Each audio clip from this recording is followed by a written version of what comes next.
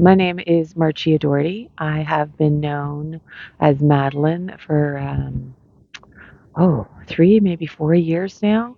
In the I Am Madeline podcast, in some news articles, there's a YouTube page, Twitter, Instagram, Facebook. I've done all the things in an attempt to stay alive. Um, this is attached to a petition. Um, there's so much to talk about, so little, like trying to put it in a haiku. Um, what you're going to see is the petition, and you're going to see attached documents. And there's like a 5-page document that has like everything we've tried and that's failed, shouldn't have failed, and in no small part to disease bias, disability bias, and sadly, gender bias in research and medicine. And before I get rolling, sorry, let me finish that thought. And so, like the 5 pages of everything we tried, there's direct correlations with the petition. Okay, so first let me start with why you're going to see this a lot. So the disease that's been throwing me off a cliff is called myalgic encephalomyelitis, or ME. I'm a long viral Epstein-Barr instigation into it. You've probably been hearing a lot about long COVID. They are there's the same disease, different families, and there definitely is a lot to talk about with families of disease. They haven't even begun to parse it. Federal research money is still right now for the next 5 years. They're given 5 years. They're giving $4 million, I think it is. Or is it? It works out to $400,000 a year for the next 5 years. Okay, you see, like I struggle. So this is something. It's a hallmark of the disease, one of the hallmarks, and it's what they call euphemistically brain fog. I liken it to a drunken librarian wandering around a decrepit library trying to find stuff, and at the measure of how far I'm outside of my energy envelope, both trying to get ready for this and also dealing with a horrific air quality in my apartment that's been going on since August and has been escalating. Last night it escalated to 90 PM2. I think that's parts per million. Basically, my ophthalmologist, well, not basically, specifically my ophthalmologist, because my face blew up in August when this started, said that my air quality should be below 10 PM2. I ended up in the emergency room in August. I'm in maximum dose of antihistamines and other supports to try to get what it's called mast cell activation. So long viral disease tends to have like a bunch of comorbidities. Myalgic encephalomyelitis, I've never seen long viral without it. I've never heard of long viral without it. And long COVID, there's still like hemming and hawing, but it walks like a duck, it talks like a duck. It's ME. And I say that because it's super important that be understood so they can access what teeny tiny supports are in the system. Where did I? I lost my train of thought again. So when I'm like this, it's like I'm trying to do the drunken librarian in a decrepit library with an earthquake. So I'm probably going to forget things. I may have to do 2 parts. I don't know how much capacity I have to record. I just barely got pulled together today by one of my treatments. So I'm basically the long and the short is that I've been pretty much just death marched off the edge of a cliff, or towards the edge of a cliff, by there not even being category of coverage for myalgic encephalomyelitis. And that's important because if there's no category of coverage, there's no stats. If there's no stats, there's no research money. And that's where I lost my train of thought. So comparable diseases get $10 million a year. So we're looking for the next 5 years at approximately $400,000 versus $10 million. This is a disease that's twice as prevalent as MS. All right, I lost my train. Okay, so no stats, no no stats, no research money, no tests and treatments, no education of physicians. No education of physicians, then the bureaucrats and politicians don't know what they're looking at. Even at the beginning of COVID, I thought, oh my God, this is going to be another long viral disease, and like the stories, and I mean the things I was hearing of long viral patients, they were my story. I know the grand dam at 45 years long viral Epstein-Barr. All of this is in the podcast. So again, I'm brain fog. I'm falling apart. I'm hanging off a cliff like a cartoon animal trying to be a magical TED talk. So maybe I don't have to die. I have feelings about that. The first 5 episodes are done by BC journalists Ash Kelly and Kelvin Gawley. The next 8 are my first person testimony of like the age 12 to now, pretty much. And then there's been updates. Okay, where to go next? And so I've made some like notes, but I have dyslexic brain. So switching from verbal to textual is all right, so bare bones. Who am I? Brain fog, drunken librarian. That's we've gone there. Okay, so I want to talk about. So we have a common language. I feel like that's really important. I've done a lot of community work over the years, and what's beyond clear is that everybody has their own language, their own island of experience. Antonio Damasio is like the great neuroscientist, really sums it up in saying that we are feeling machines that think. And the trouble is, of course, that we believe we're thinking machines that feel. And so we don't understand that our experience is not the empirical experience, it's a experience, and that we need to build bridges to understand other people. And so I say that because it's important that we have a common definition of ableism. So ableism, from my perspective, my definition is not a pejorative word. It's just a describer. And it's coming from an able perspective towards a disability or a disabled person. That can be able person to disabled person. That can be disabled person to disabled person with different disabilities. That can also be disabled person to disabled person with the same disability, but different abilities within it. Sorry, I'm outdoors again because of the crazy stink in my apartment. It's like there's a plane going off with like 7 air purifiers and my kitchen and bathroom fan on, and then other fans trying to blow clean air in. So I thought, you're never going to hear me in there. And the air makes me so sick. And yes, absolutely, please write a story. I live in BC housing, and what I have discovered is that there's no department in the city or province that deals with residential air quality issues. And this past year, although in the 27 years I've lived there, I've never had air quality issues. Until there was a fire a year ago. It sat empty, and then a new tenant came in August.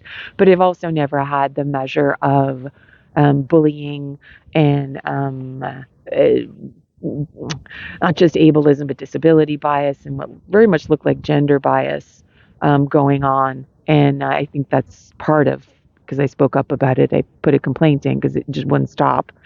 And so when I finally got, even though they're not supposed to, the city to send an inspector, they were very clear they don't have a scope. They have a limited range that they can do things to assess what's going on with the ventilation system. So them saying the ventilation system is okay is their teeny tiny little area, and they are not able to visualize the ductwork, which is critical, of course. And so BC Housing is just saying like, well, it's fine. And it's not fine. They tried to just give me another air purifier and say it's fine. I said, I'll take it as long as you understand I'm not saying it's fine. So, I mean, one of the big concerns and why I'm making such a thing about it is that I have been hemorrhaging so much energy into it. I ended up sort of last minute preparing for this because I really needed that dealt with before I went fully public. I've talked about it a bunch of times, but briefly here, the reason I was protecting my energy, my in real life identity was to protect my energy. Myalgic encephalomyelitis it's got many facets, but one of the biggest, most debilitating, and why the CDC calls it comparable to AIDS, MS, chronic obstructive pulmonary disease, and debilitation has to do with a decreased energy envelope. And so it's like your phone battery. Everyone's had their phone battery not hold a charge properly, right? So your phone doesn't turn into a zucchini, it's still a phone, but you have to reduce the lighting, you have to take apps off, you have to reduce background data. And if you don't do that and you allow it to go all the way down, especially on, well, at least iPhones used to do this, then it will kind of brick itself, you know. So ME is a deadly disease. I've linked one article, but there are many, many, many about it's a UK journalist's daughter named Maeve Boothby, who was allowed to starve to death. And they have a category of coverage. Sadly, it is comparable to a Birkin bag filled with dirty tissues. It's expensive, it's for show, and it's not auspiciously useful. That said, the coroner's report and the journalist stepping up and writing article after article, in no small part because this was one of their fellows. And I think it brought it home to them that this is not an other, that this could be me, this could be my daughter, this could be my loved one. And so I would like to actually highlight that for you a little bit. Um, there are, just to sort of, again, build a communication bridge, have us sort of step away from the things um, that create barriers and bias. Sadly, you guys don't earn the big bucks. I mean, I'm sure some of the high levels might, but most journalists do not. And we all know that poverty has higher rates of disability just out of the gate. You know, if you don't have baseline, you know, living supports, you're going to become disabled. And I've talked many times, if you're disabled and you do not have even baseline money, and it costs 2 to 3 times more to be disabled, then it's a guarantee of deterioration, suffering, and an early death. So I say this not to frighten you, although it is frightening, of course. Not the disability per se, because if we were properly educating about ableism and disability bias, there would be more ubiquitous supports. There would be more understanding that deterioration always costs the system dramatically more. If somebody could find the article, there was an article about supports that were, you know, housing supports, a bunch of supports for people with mental illness in supported living. So it was about $50,000 a year. The province, BC province, took it away from them. Almost all of them ended up on the streets. And this reporter reported that per person per year, it was now $1 million. But because of the siloing, you'll see me talk a couple of times in the petition of siloing, because of the siloing of the province's economic reckoning and the city's economic reckoning, what you had was, and then like the medical from, you know, police and, you know, like these, all of these siloing not showing until he accounted for it, that it cost $1 million per person. And he sort of talked about, you know, police having to come, people getting imprisoned, people being brought to the ER, people being forcibly committed. And this is like repeatedly, almost like on a daily basis. But we don't have stats because we have siloing of the SDPR, Ministry of Health. We have siloing of feds from province. And again, that's in the petition. So sorry, this is brain fog. Let me roll back to you again. It's like, well, you started talking about journalists and then you wandered over here and come back. So because you are mid to low income, depending on the publication that you work for, and because there are no supports within the system, because we have a category of coverage, and a category of coverage is not a fix, it's the beginning of understanding what needs to be there. We're not even getting recognized in death as ME because there's no category of coverage. When I got approved for MAID, it had to be quality of life because there's no category of coverage for ME. So there's no recognition that when I stop doing the supports that are keeping me alive, I don't get to stay alive. And those MAID assessors were really the first doctor who finished my sentence when I said, you know, I'm looking at not being able to move or speak or eat, being trapped in a poverty care home. And Marketplace did 2 documentaries on this already, and it's pretty horrific. Sadly, what goes on. And I will be isolated, removed from friends and purpose. And purpose is huge to me. You will see a link to, I think it's a 2-page document of like extensive community work I've been doing over the past 30 years, starting programs, creating things where there weren't things, because, you know, that's kind of what I like to do. I'll talk a little more about dyslexic brain. Dyslexic brain kind of leans more into doing that. So again, I'm rolling back to you again. She keeps talking about it and then she doesn't finish. So Quebec Ministry of Health did a study. Pretty sure it was the ministry. It was a government study about what was happening with their medical providers, and they were finding that at the third COVID infection, there was a 37% rate of long COVID.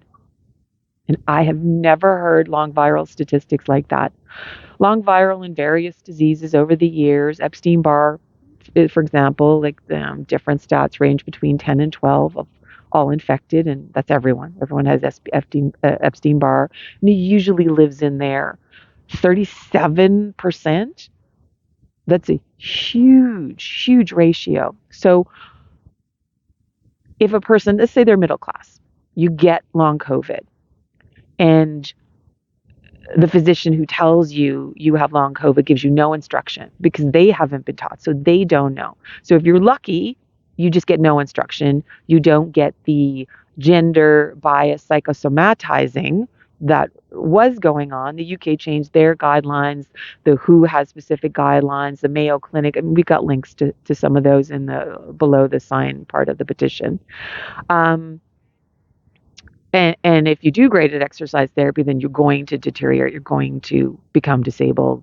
Like it doesn't work. You have to stay inside your energy envelope. So if you don't get that instruction, then the likelihood that you become disabled, deteriorate, run through your money because there's nothing in the system, especially because you're going to want to try anything. I tell you, when I became disabled at 30 after the second round of mono, and I was definitely broken after the first round of mono. Again, it's all in the podcast. Severe immune deficiency, caught everything you can imagine. But when I became disabled, I would have done anything. I would have tried anything. And I watched long viral COVID do that. And I keep saying again and again, don't do that. Don't do that. You haven't parsed your disease. You don't know how much energy that's going to cost. You don't know, even if it is part of, a treatment for your family of disease, you don't know at what amount. It can't take energy before it gives you energy. And I think that whole concept can be summed up in an experience I had September 2023 when I caught COVID, sadly from a blood lab, where they take your blood.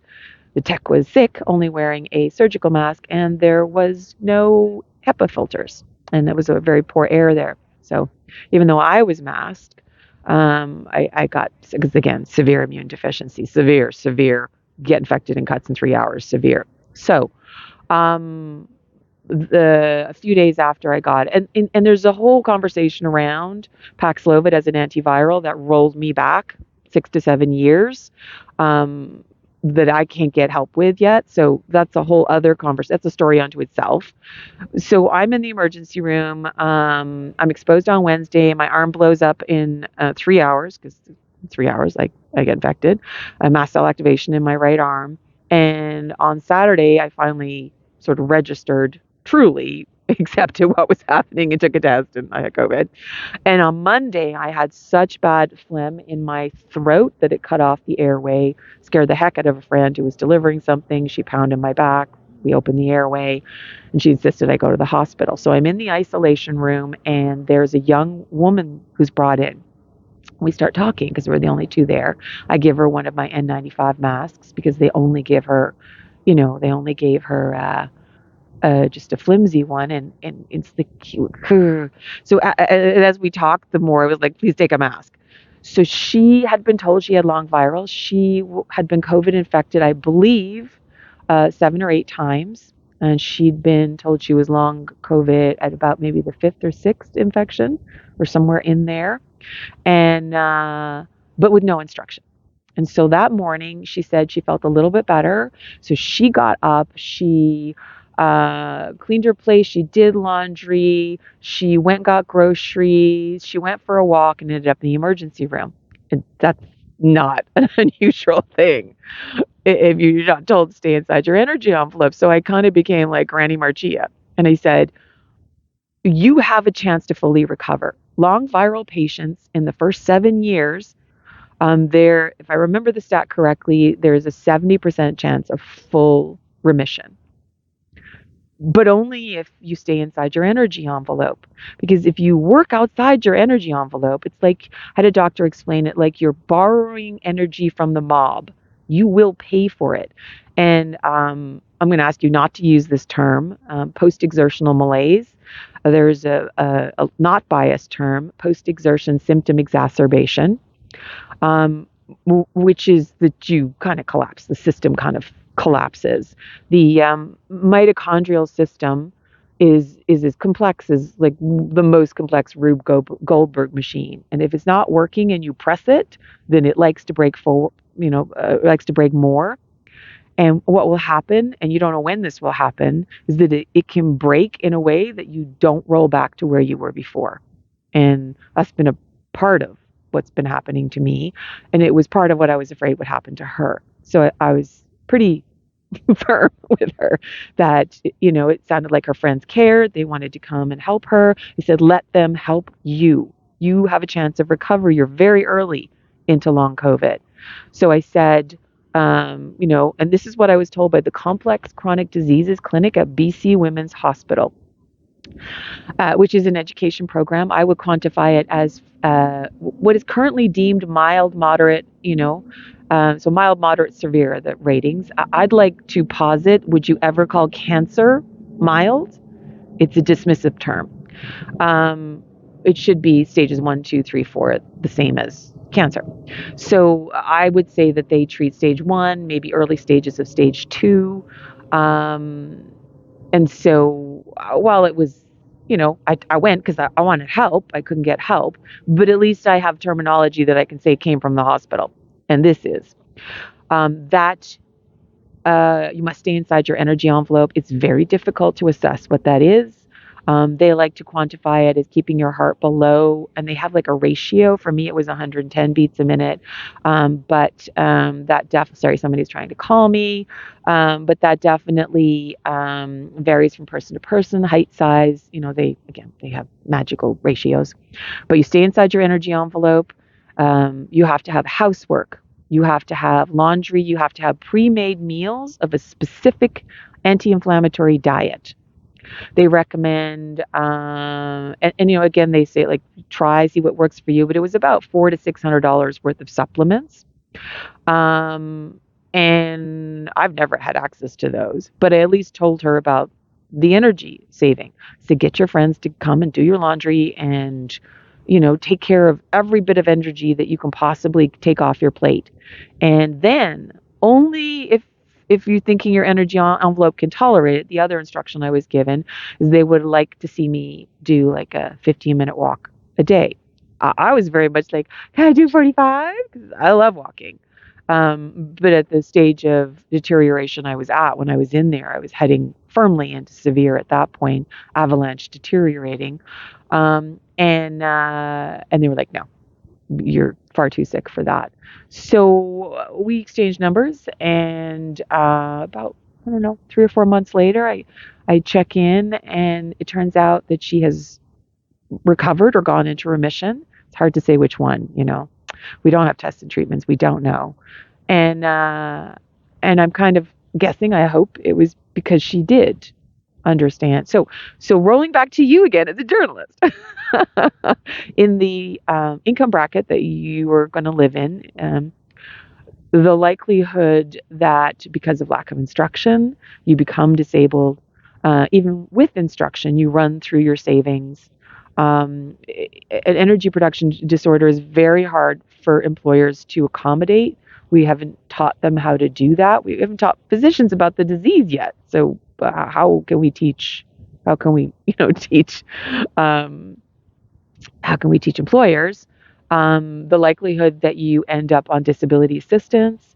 And because there's no help for you within the system, I say no, it's the thing right next to none.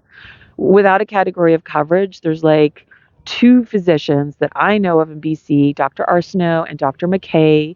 You will see the white pages that they wrote as a guideline for ME care, ME long COVID care. and everyone else is biased, or they just don't know, and so they won't address. So I've been for other facets and comorbidities, there's been a lot of pass the potato because like, oh, I don't know, and that will happen um, to anyone in who ends up who ends up disabled. And so when you're on disability assistance, because your expenses are already on any disability way higher than that, um, and you've got more because there's no help in the system. It's like, okay, so here's a better way of explaining. It's like if, say, you have house insurance and your house burns down and you've been paying into it for ages. Your understanding is you will be made whole financially. You could be able to, buy another house. Your house burns down, but because it's a certain kind of house, they'll only give you like a doorknob or maybe a door. But that's it. That's all they'll cover. And in the same way that I have been super frustrated and it like a knife through the heart when they're like, oh, well, it's the whole Charles Dickens might as well die and decrease the population or decrease the surplus population nonsense. It's like Charles tried to address it back then, but it's still existing. Sadly, disability bias is not addressed and it drives the bus in these ways. Um, and I've lost my own train of thought again, brain fog. Um, Darn it all. Uh, See, and the hard thing about when I get lost like this, then I start to feel this measure of panic. If I am not clear, if I'm not a TED Talk, if I'm not compelling, if I can't breach the undercurrent, the disability, the little train underneath of, oh, disabled people don't know what they're talking about. Oh, they're making too big a deal about it. Oh, if they were competent or smart, they would have never gotten into this situation. It's probably bad karma. They probably didn't have like a positive viewpoint. Maybe they need to vision board or do affirmations. Maybe they're not praying enough. Like my response to like a bunch of the latter is those are great for you emotionally and psychologically. They can leave the stress is a big impeder of healing. They can leave the body open to whatever healing it can do. But will any of those things grow an amputated leg back? And the answer is no. So, like, disability bias for me was encapsulated in a conversation I had early on in my disability status with it was a staffer at a nonprofit that I was volunteering with. And this is like a very, go accessibility. It's a very, progressive, like they really value these things. I mean, air quotes, left leaning, whatever the hell that means. But she said to me, must be nice to be PWD, person with disability, on assistance. You get to sit around, eat bonbons, and watch TV. That's a quote. And like my heart stopped. And I took a deep breath because there's no point of freaking out. And I said, nothing could be farther from the truth. It's like being a very large tiger in a very small cage chewing on the bars. Because it's exactly like that. And as I've avalanche deteriorated, it's become like if I was kidnapped by a serial killer, put in that cage. And once a month, because it's been GoFundMe month to month pretty much, especially the last year, 18 months, points a gun at me and says, I'm going to kill you. And then goes, JK, see you next month. Now, I would like to look at a different kind of bias, but let's just say that was a real live thing that was happening to me. I was actually kidnapped by a serial killer, actually put in a cage, and he kept threatening to kill me. No expense would be spared from police to retrieve me. No expense would be spared to prosecute and then incarcerate. Now, this was a while ago, so it's probably higher now, but a prisoner to incarcerate per year, a male prisoner, is $100,000 a year. A female is approximately $80,000 a year. And we don't say boo to that, obviously. But in Canada, we do not have death penalty and we have laws around cruel and unusual punishment. And yet, those are the very things that are happening to me. Without supports, it's a death sentence. Cruel and unusual, it's been brutal. I got approved for MAID, and that is not something a physician does lightly. They couldn't approve me on the ME. We had to use quality of life. But she knew what I was talking about when I expressed concern about when I got to stage 4 ME, that could be a long protracted death, of a measure of brutality that was not allowing me to continue to do advocacy because I was so terrified. It was like freezing me up, and I needed to be able to focus. And that's really why I applied for MAID. But I mean, they were kind, my two assessors, they were professional. I was very blessed in that they understood about myalgic encephalomyelitis. It sounded like they'd seen many ME deaths, which physicians don't even understand that it can kill. I mean, the UK ones do because of MAVE, and doing research because of that, because it was one of their compatriots. So, and I'm losing my train of thought again.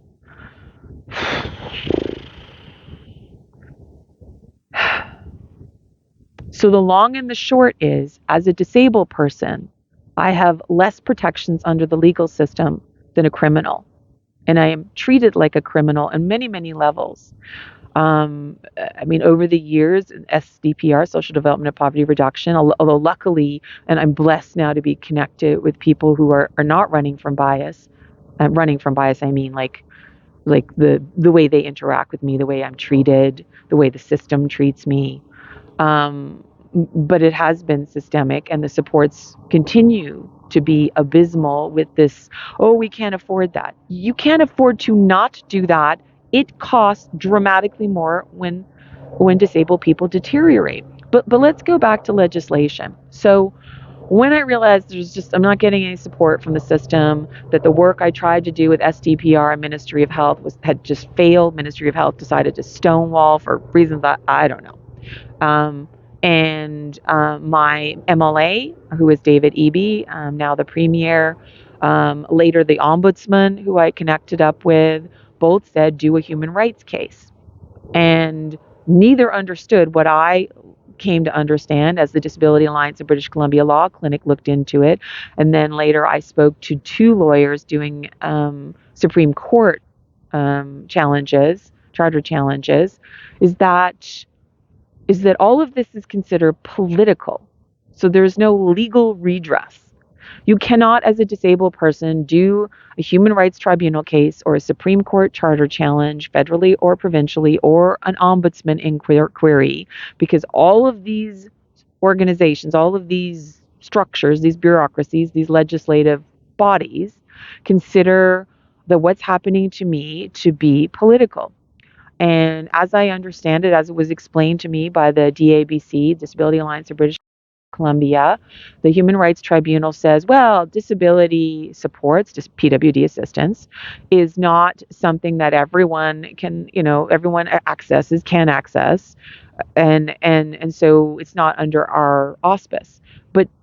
But nothing could be farther from the truth. Remember, I just talked about you can be fully middle class, you can be fine, and then hemorrhage through your money and end up in poverty and end up on disability assistance. It's there for everyone, and it can happen to everyone.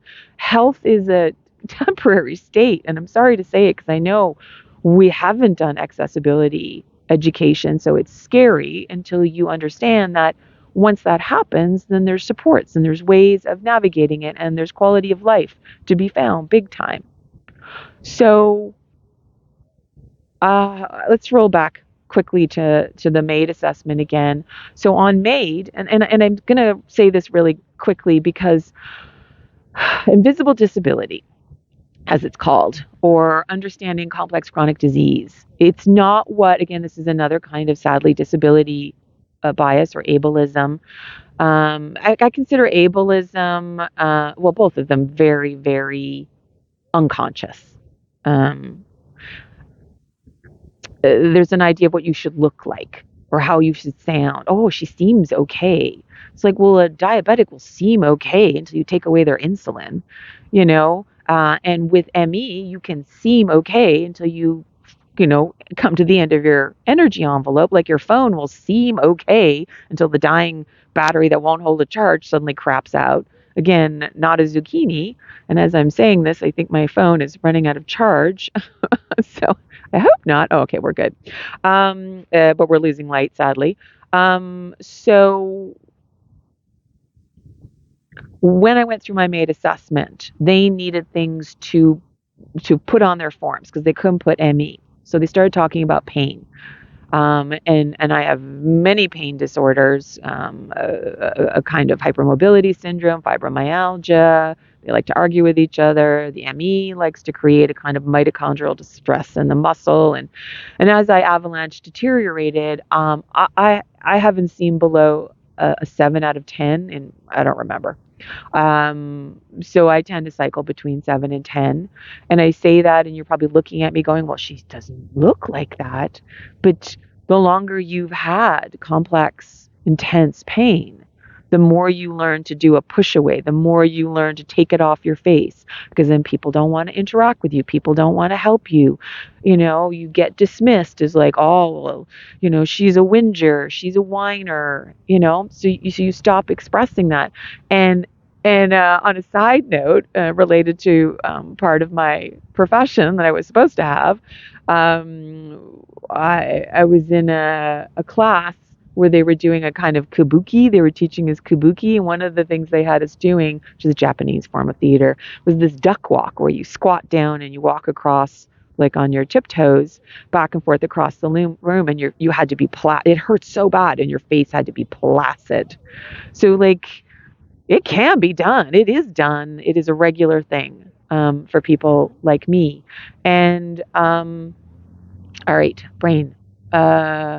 So when she started asking me about it, the first assessor, I realized I needed to talk about it, and I've really struggled with that. One of my medical providers who deals with pain, she said after the COVID lockdown, when every time she touched me, I started to cry. The pain was so severe. I was waking up in the middle of the night, hearing somebody crying and realizing it was me. I was in so much pain. So when the MAID assessor asked me like what was my pain level, and I had to take a deep breath and actually put my focus on my body, I started to cry because the pain is so intense, so overwhelming. And if I focus on it, it just eats me alive. Like if I focused on it like all the time, I would just sit in the bottom of my closet and cry. I would have given up a long time ago. So what you think a disability should look like is very much a part of the fact that we haven't done education on any level of our society in regards to ableism yet. And we are hardcore losing light right now. So I can't even see the paper anymore. I I guess what I'm asking is some of the problems I've had under the Madeline name was being told things like, oh, we're not going to protect your identity. We don't think you fit under our criterion, which to me says you haven't looked at the disease. You do not understand that it's fatal. But this level of severity without supports, especially energy saving supports, and having any sort of energy pressure on top of that, especially considering for me, all of the community work I've done. I'm not guessing what's going to happen. Some of the community work I did this, where I went too far outside my energy envelope. Too many. There was a year in which like 170 so odd people talked to me. I had about 300 conversations in the space of like 2 months, and half my hair fell out, and I was bedridden for 2 months. So I'm not guessing what's going to go on. And the other thing I was told is like, oh, people don't want to hear about disability. Well, I don't know stats for them all, but the first article in the Tyee and the Canada Land podcast episode that I was included in were high in the ratings. The Tyee one was fifth most read in the heart of COVID, and the Canada Land one was the most talked about that whole year. So people do want to hear about these. And the other thing is, oh, another news media has spoken about it. So the story's been told. And my thought is that was the Daily Beast. Bless their collective hearts, but I'm very salty about that because it's like no article that's been written is like part of your audience. That's not a thing. So it's very frustrating. All of your audiences are different. And I would like to breach that unconscious bias and again, I'm not wagging a finger. Like, I myself have done ableism. Like, I have a friend who's blind, and I can't tell you how often I've said over there when he's asking for a direction. How useful is that to him? Zero. We all do it. It's not about cancel culture. It's not about any of that. It's about recognition so it can be addressed. And so you'll see in the UK where suddenly there was an avalanche of stories about ME. Look at your own publications. How many publications have done? You all do stories about the Ukraine or Gaza, or probably going to do it about the inauguration. There are stories that you all do, and it's important that you all do because you all have different audiences. And so, in regards to what's happening to me, entirely unnecessarily, in complete breach of what we believe our human rights, legal system to be, in complete breach of economic, fiscal, and medical logic, because no relationship to any of those. It costs more it costs more to deteriorate.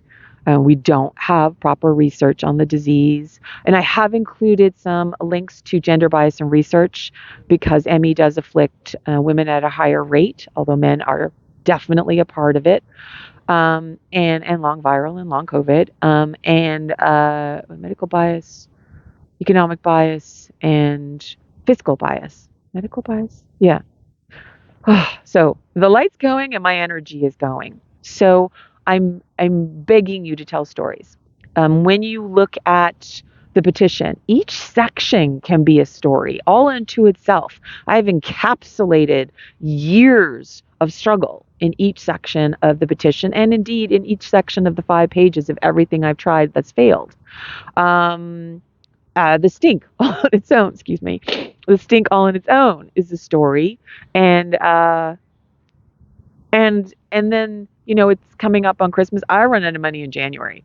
I have set up a new GoFundMe to be attached to the petition because I don't want people to be confused about the fact that the old GoFundMe looks like there's money, but that's money that's been used up over the course of the time that the GoFundMe has been up. Also, because my friend who set it up, she's way too busy to try to change the headers, and only the owner can change like the headers and the picture, and so it needs to include my in real life name now. So it will stay up, so you can still scroll through it and sort of see what I've been through, see through the updates, what's going on, see how long it's been up, see how much money I've been trying to stay alive on, which is paltry compared to what I need. And let's talk briefly about money before I let you go, before I become completely hidden to you. And that's in relation to, we don't know what things cost in healthcare because we don't see the bill. So I'm just going to throw a few numbers out there. Chemotherapy for a year, just chemotherapy, no other support, costs $100,000 a year approximately. It's probably more now since I first looked it up. Kidney dialysis is $70,000 just for that support, no other support. So when we've talked about my supports being somewhere in the range between $70,000 and $100,000, that's every single solitary thing I need over and above PWD assistance, which is way below what a healthy person would need to stay healthy and not become disabled, deteriorate, and die early. But honestly, with what happened with Paxlovid, if I could get somebody to try another antiviral, whether it's that or a different one, then I think it could be much less. But these are healthcare numbers. That's what things cost. And so in regards to the new GoFundMe, I mean, Liza had said when she first set up the GoFundMe, and she really had to talk me into it because I was like, you want me to beg for my life on the internet? And she's like, don't be so proud. So I'm like, okay. And then he said, well, it's COVID. Everybody's strapped for cash. He said, if 50,000 people donate $5, then we have time. I think it was 10,000, but it was like $5 over a large amount of people is time. And one of the things I really need is to stop being month to month. I need to know I have enough money for the rest of my life so I can focus on the advocacy, so I can focus on the community work. Because what I'm doing is very much about the larger. I hope I would be a person that if there was somebody with a machine gun going into a mall, that I would step up and stand in between and stop that person. I don't know if I would. But this 37% long COVID at the third COVID infection. And I mean, obviously, it's the population of healthcare providers, but that's a pretty broad spectrum of race and gender, and that's going to be the general population. 37%, and we're nowhere with that disease. And that's a population most likely to end up on disability supports that are already a guarantee of suffering and early death. So I'm hoping against hope. My, wish upon a star would be if like a million people donated $5.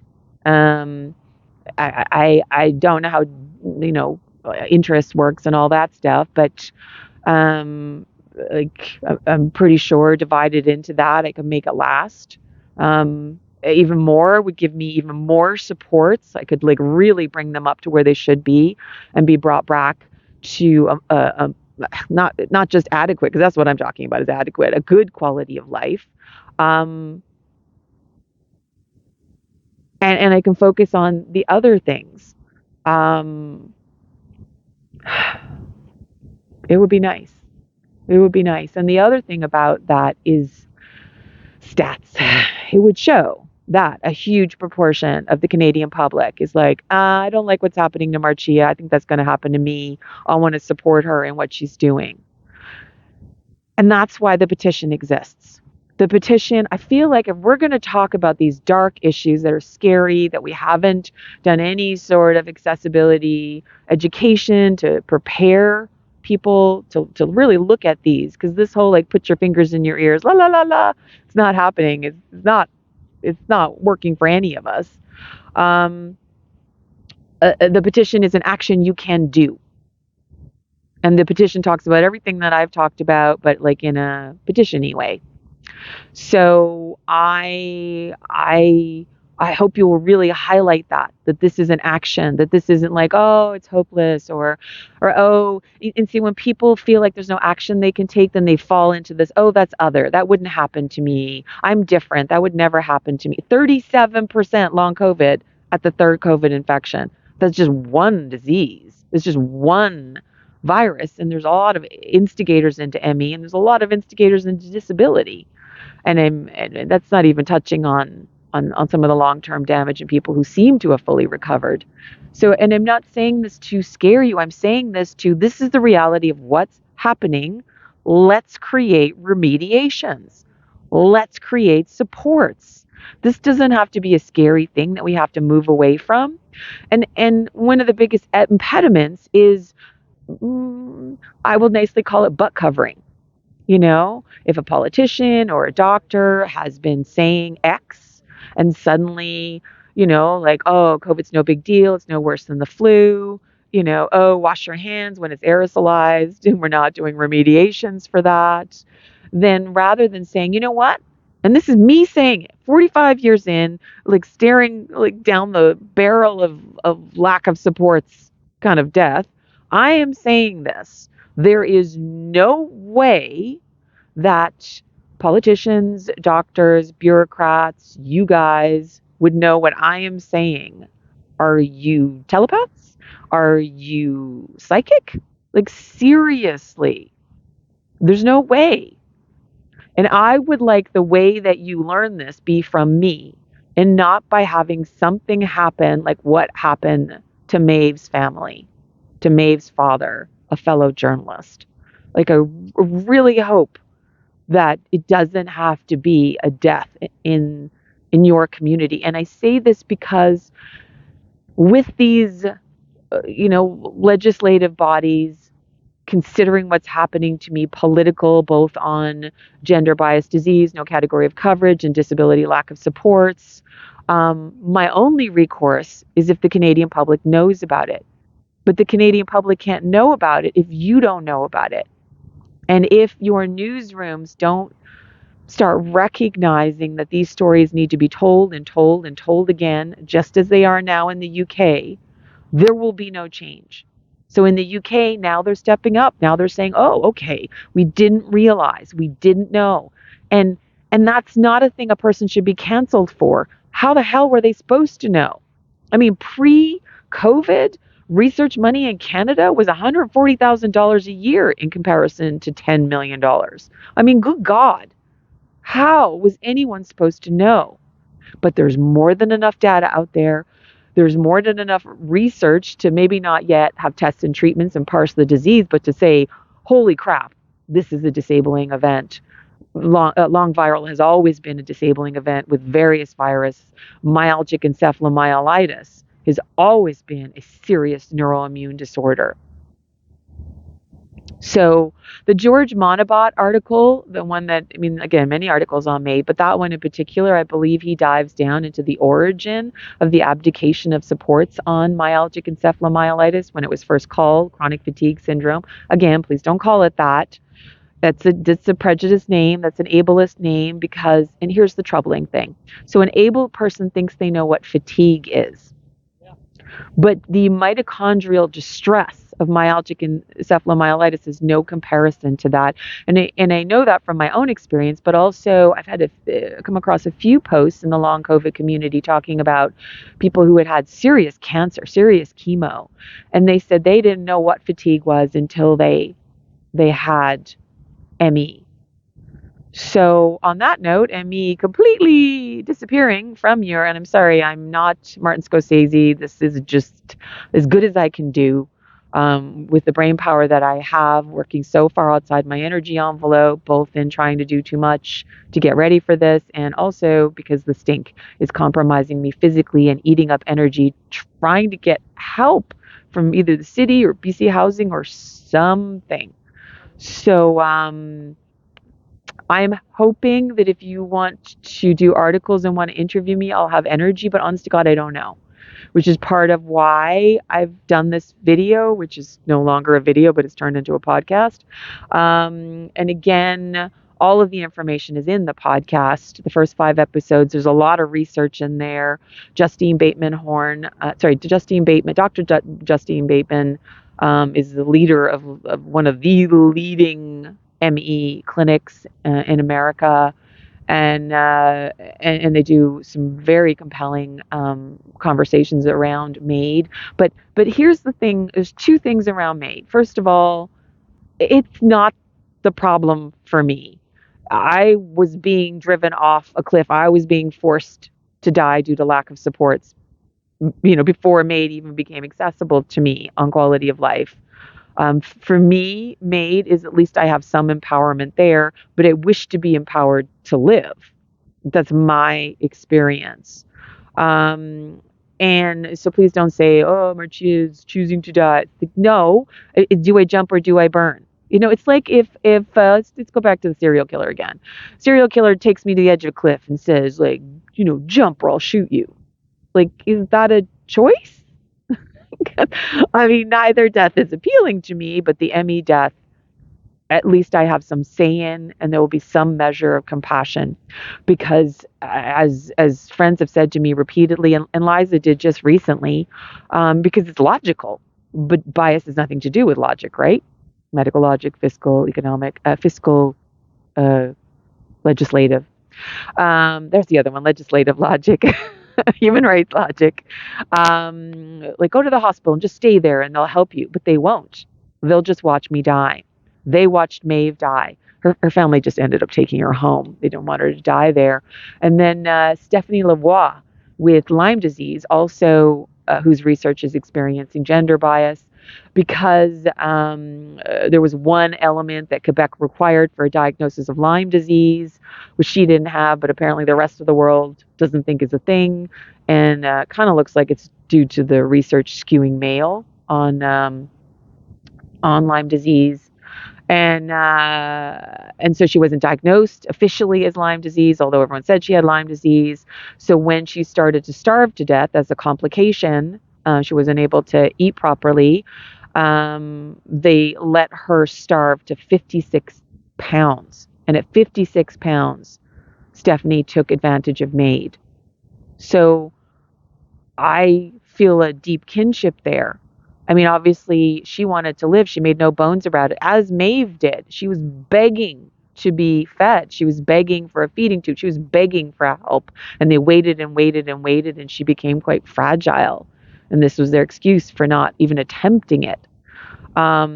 And with Stephanie, to allow someone to starve to 56 pounds, the brutality of suffering, of your body eating itself, because that's a critical part of starvation, the pain of that, the horror, and of staff just not helping you. Like, I know what will happen if I go to the hospital for any reason. They'll just watch me die. And that's if an infection doesn't get me beforehand, because proper remediations are not being taken for vulnerable patients like myself, let alone protecting healthcare staff from developing long COVID, like was reported at a 37% rate by the Quebec government. So, we talk about like healthcare, like protecting healthcare. Like, let's protect them from long COVID. We can't afford to lose 37%. And there's one last point that I just had at the corner of my brain, and 37%. I don't know. Magical TED Talk. I am not Martin Scorsese. I am not. But I couldn't do this until I had a treatment on board. And that's one last thing. I'm not going to talk about treatments. I do talk about them in the podcast. It's not like I'm trying to hide them. I'm trying to respect what I know is going on with early stage long viral ME patients, particularly long COVID, which is you would try anything, and that makes you so much sicker. The fight needs to be for proper research. The fight needs to be for a category of coverage, so we have stats for that. The fight needs to be for, transparency between the feds and the province about where money is going, where money needs to go. The transparency allows more money to flow in, and it allows for it to be. The Ministry of Health told the Ombudsman that they couldn't afford to create a category of coverage for myalgic encephalomyelitis. And I said to the Ombudsman when the investigator told me that, that's nonsense, because they were saying, like, oh, well, there's a category of coverage for symptoms. We don't need a category of coverage for the disease. Well, the reason we have categories of coverage for the disease is stats, in part. And with the stats, there becomes treatments that you can put in the code for the symptom. So in those symptom codes, like let's say debilitating exhaustion, that can be hypothyroidism, that can be elements of diabetes, that can be elements of epilepsy, and on and on and on. And none of those treatments have anything to do with my disease. So what you have said is the very definition of specious. It acts like it's real, but it's not real. And that's the reality of bias. Bias really masquerades as truth. And because we are encultured with it, because we are soaking in it, we don't see it. And that doesn't make us bad or good. It's simply a reality of how we function as humans. And the recognition of that allows us to step beyond it. And one last thought in regards to the we can't afford to give supports to disabled people is what I hear tossed around a lot politically, which is economic stimulus. Just think about it. If you give a disabled person the money and supports that they need, that flows directly out into the community. I need to buy things, I need services, and that money that goes to those goods and services, goes up the food chain to corporations and small business. I'm not like a dragon from Lord of the Rings trying to hoard gold or something. Like the money I get goes right back out again. And while I'm grateful that British Columbia has options like the disability trust fund, and that you can work a certain amount. That people who can't work a certain amount or don't have any money to put into a disability trust fund have less supports. And so it becomes a faster hurry up and die, a faster might as well die and decrease the population. And I say that because I was able to get, and it's just a one-time thing, some money. Some people wanted the rights to be able to use elements from my podcast, and so they gave me some money for that. And then I find out that self-employment, like people who are self-employed, even if they earn only just $1,000, get this chunk of money back from taxes, like a solid chunk, and then every quarter get 200 and I think it's $69. And so it's like, so you're really encapsulating that we want disabled people to die. And it needs to be said overtly so we can address it. So it isn't this like, oh, somebody's dealing with it, somebody's taking care of it, nobody's taking care of it. And as they talk about the siloing within specialties, the siloing within provincial government, the siloing of the feds from the provinces, these are hiding these economic realities of dramatically more expense due to lack of supports, and hiding the reality of the brutality of suffering. We are held up as a bastion of human rights, and and we believe in our human rights, but so far bias has been interfering with our ability to understand how what's happening and the ideals we set ourselves are not pairing up. And so I am dependent on you as journalists to tell those stories and to tell them again and again and again. There are so many layers, there are so many levels. And I really want you to take into account that people like me are not stepping forward, first because due to retaliation. I mean, yeah, maybe I should have stepped up 30 years ago, but I was afraid of retaliation, and I was warned when I first started talking about this, even under the Madeline name, because I told the government I was talking to the media, and I was trying to give them more time. I said, I'm not trying to be gotcha with you. But before I did that, they said, like, they may retaliate, you may, and they gave me specifics, and I was like, well, I'm going to die, what else can they do to me? But you're not hearing these stories from people like me because of these fears. I mean, even speaking up about this, am I going to have doctors who are going to retaliate, who are not going to want to treat me, who are going to write crappy stuff in my file? Like, I mean, like when I first after the second round of mono, when I got the ME disability status, my then GP sent me to an internist who basically patted me on the shoulder like I was a labradoodle and told me to be less stressed.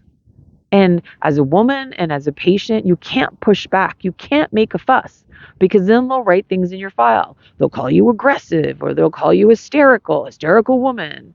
I mean, I've literally had a doctor not too long ago keep saying to me, like, oh, are you stressed? Oh, are you stressed? Oh, are you stressed? And I'm thinking, like, I'm stressed because I'm running out of money, but not in the way he's talking about. And then it dawned on me that it's like, dude, you're saying this because I have a vagina? But you can't say that, because then they'll say, oh, obstructive, like, and other doctors will look at it and believe it. You have to be so careful. So, like, you have to understand why you're not hearing these stories, or why people are afraid to come forward. Now, for me, it was to protect my life. At this point, and I'm throwing caution to the wind, because, I mean, I'm definitely going to die when I run out of money. I might not die with the force of public pressure, especially with the reaction I had in September 2023 to COVID, the turnaround that I had. I mean, I'm losing ground with it daily. But you just need to understand the lay of the land. And yes, you have to verify people. Absolutely. Which is why I have an advocate, which is why I made sure that the pieces were in place so you could. Hell, it's why I'm leaving up the old GoFundMe. And also because old donors will probably want to stay there. I'll still update it. So there's so much to say, and it's really, really dark now. And I feel like, how long have I gone on? An hour and 4 minutes. Good God. I wasn't intending to do that, but But really, this is in place of you being able to interview me because I have no idea what shape I'm going to be in. Like this morning before treatment, I couldn't put two sentences together. I got the time of the treatment wrong, and I'm never late for things. I struggled to get dressed. I struggled to shower. Like when I fall apart, I will fall apart fast because being stage three, severe, which I don't like, but stage three, in the same way a severe diabetic can look okay, but needs like a lot of supports to look okay. That's the place I've been deteriorated into due to lack of supports. But I never needed to be here. I never needed to become disabled. Had at any point in my disability, there been physician education, proper research money, like I wouldn't be here. Even if they had told me from when I was a little girl to protect my energy envelope or told my parents, you know, I, I mean, there's so much that we can address. This is not oh, it's so big we can't change it. Like even somebody said to me, one of my medical providers said to me, oh, like I don't understand what you're saying about the siloing between social development and poverty reduction and the Ministry of Health. Because I mean, the truth is social development and poverty reduction does not make their own legislation. So if they have legislation that's not working for clients, they can't address it. The Ministry of Health has to. But as was evidenced in my case in particular, they siloed themselves from me, from SDPR, from my MLA, from the UBC pharmacist they set me up with. So I don't begin to understand. So how would you address that siloing? The fact that we're PWD, it's all really health stuff, but we're under social development and poverty reduction for administration of supports. And some of those supports are very abled, like devices that an able person thinks they know what it is, and so they think they know what that should cost, like a custom orthopedic shoe, for example, which was like the heart of my avalanche, losing the ability to go for the prescribed walk. But that shoe there's no relationship to a healthy person's shoe. It's like if the relationship between the bicycle and a space shuttle. Like with mine, like a space shuttle, if it's not done right, I die. So I really, really want to highlight that it's not that hard to do. So my solution for that, like right out of the gate, I said to that medical provider, well, you'd need an experienced staffer from SDPR, the same from Ministry of Health. You need an experienced ombudsman investigator, put it under the wing of the ombudsman's department, but give them a broader scope and include a person with a disability familiar with the supports like myself, hell, hire me. Like you have to work within my tiny energy envelope, but I hope I've evidenced that I know my derriere from a hole in the ground, that me being disabled didn't mean my competence or intelligence dribbled out my ears. So like it's an easy fix. So then, for example, if cases come into the ombudsman that look like they're siloing, they're only allowed to deal with one ministry at once. They're not allowed to deal with disability lack of supports. They get sent over there. That department would look into it. They would learn where the deficits are. They would learn, start to get stats. And then you could work from there. But like, what is that? 4 staff? That's not very expensive to start with. And we do have waste of supports, and I think things like there's them saying, oh, we don't have money for housekeeping, but you have money for Better at Homes, which is given to charities and isn't actually housekeeping but just wiping a service so that you have an excuse to be there and talk to a poor disabled person or a poor elderly person. And it's like 2 layers of administration with the United Way and the neighborhood houses. I'm not saying they should stop, Better at Homes. I'm saying don't say there's not money. There's money. There's just not an understanding that this is medicine for ME, that this is medicine for long viral. So I am now at how much? 109 minutes. I hope that you will watch it all because I don't know that I'll be well enough for you to interview me, honestly. And I really pray and hope that articles go up before Christmas because I think Christmas burnout, like people are not going to pay attention to the petition or the GoFundMe. I think with the inauguration, it'll push everything out of the news cycle. But I also hope that you continue to do stories. Like this is not a one and done, not by a long shot. These are tendrils out into all parts of society. And I want you to really take in that you are vulnerable to this. You are particularly vulnerable being out in the field and talking to the public. And I mean, can you even wear a mask for some of the stuff that you need to do? What mitigations can be there for you? And what the hell happens to us if we lose 37% of you en masse? That breadth of knowledge, those interrelationships that you guys have, you are each of you in like a universe of knowledge and experience that can only be passed on through mentorship. So, I mean, I'm begging for my life once more on the internet. So it's I'm suddenly having a moment looking at the screen go dark and thinking about whether I get to survive. Like, am I going to go dark? And it's all I can do to just push that away, like I push the pain away so I can continue to function, to keep reminding myself, yes, I'm approved for MAID. I don't want to die, but at least I have some control over how horrific that's going to be. And I'm so grateful for that. I'm so grateful to have, some of the few physicians in Canada who actually understand my disease, but I don't want to die. And I hope you don't want me to die either. And I hope my Canadian fellows don't want me to die, because one of the darkest thoughts I have when the pain gets bad or the mitochondrial distress gets bad is my country wants me dead.